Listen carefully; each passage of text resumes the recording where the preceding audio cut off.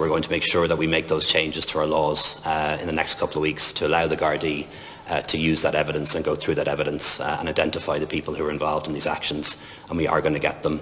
In addition to that, I think it's now very obvious to anyone who might have doubted it that our incitement hatred legislation is just not up to date. It's not up to date for the social media age, and we need that legislation through, and we need it through within a matter of weeks, because it's not just the platforms who have a responsibility here, and they do.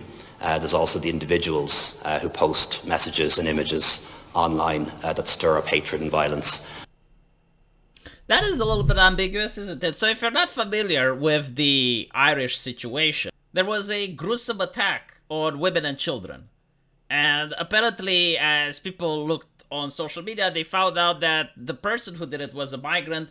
And not only was he supposed to be deported years ago, but it was like NGOs and left-leaning activists that protected him from getting deported.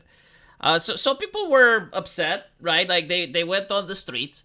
And they're basically trying to ask their politicians, the people that are supposed to keep them safe, the people that take taxpayer money from them to keep them safe, what are they going to do about this, right? Like, it's a reasonable question. I think this is something that would happen in every country, every nation, because one of the primordial jobs of the government is to provide infrastructure, right, for the trucks to go and deliver stuff, but also to provide security so that people can have their businesses in peace and live their lives in a way that they don't have to worry about women and kids being in danger.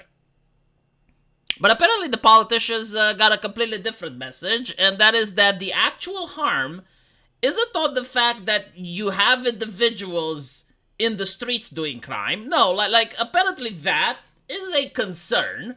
But the biggest concern, which has to be solved in a couple of weeks apparently, is legislation to crack down on people's ability to speak online. You know, like, up until now, I genuinely think that there is actual legislation to deal with that. Like, if you send death threats online, like, you do get arrested. I think, like, this is in almost any country on earth. But I assume they're not talking about that, right? Like, they're talking about hate speech, which is such an ambiguous concept that they get to define. And I'm starting to wonder, you know, like, a question that I ask people on my Discord, and up till this day I haven't got the answer for.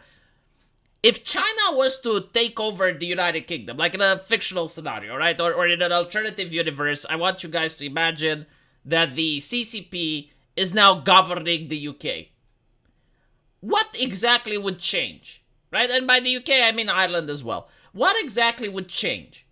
And I generally thought about it, you know, like, when it comes to people's freedom, I guess, like, you would be under mass surveillance, but I actually did go to the UK. Truth is, I went to London. I've never went to Ireland, but I assume it must be a little bit similar, that wherever you go, you get to see this place is monitored by CCTV. You look around the streets, there's camera everywhere, right? I think even if you go into the subway and you take a piss, there's like, this place is under CCTV surveillance as you're looking at the wall in front of you, right? So like, surveillance is already there.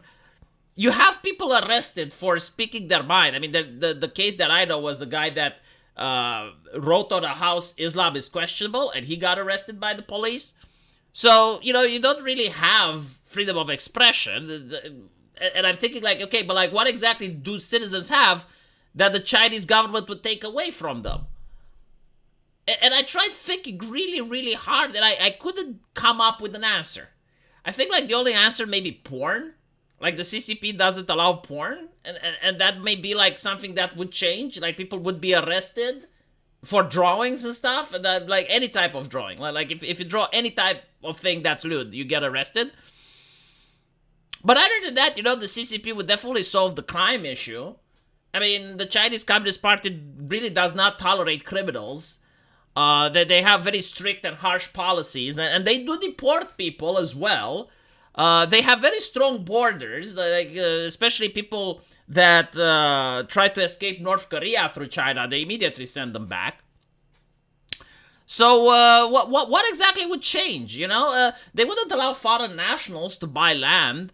Like for example, a Qatarian wouldn't be able to buy a building in London and just hold it there expecting that the price would go up in the future and they would sell it, right? And in the meantime, the building isn't being rented, isn't being used, is just occupying space so that a rich person from another nation can flip it and make some money on, right? To the detriment of the people that do live in London, because they do need living space.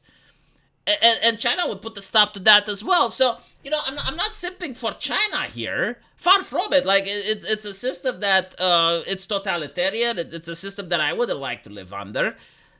But when I look at other Western nations, at Britain, for instance, their government is already at the level where not only you wouldn't notice changes if the Chinese Communist Party would take over, but in fact, you may even notice improvements.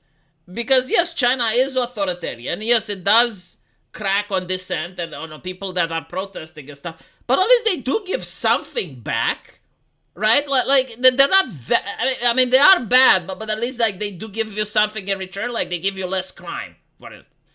By the way, like China does have its own crime rates, and it does have problems in some cities. But you wouldn't have like someone that is attacking women and children and then not getting deported because like some NGOs and activists step in and try their best in order to prevent that from happening. Like that just doesn't happen in China. And even like some of the crackdowns aren't as bad. Like you can actually get away with a lot more things in China than you can get in the UK. Even if you talk against the CCP.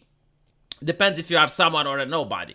But I did see in the UK like a woman being arrested for praying next to an abortion clinic, and she was alone, like silently praying, and the cops arrested her. So that like that wouldn't happen, But that's my opinion. Let me know what you guys think if you're from Ireland, and I'll see you in the comment section.